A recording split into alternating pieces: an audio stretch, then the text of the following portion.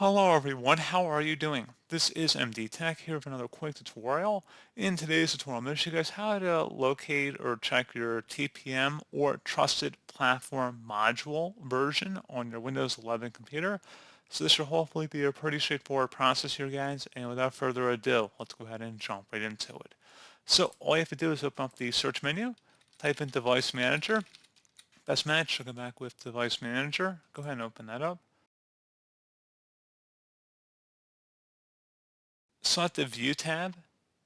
Select Show Hidden Devices.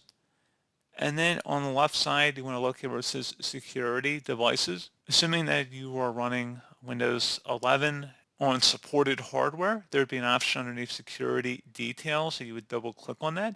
And then it would say Trusted Platform Module, and there'd be a version number right after that. So again, double click on Security Details, and then there would be a Trusted Platform Module entry listed right under there, and there would be a version number right after that, and that is the version of TPM that you are currently running on your system.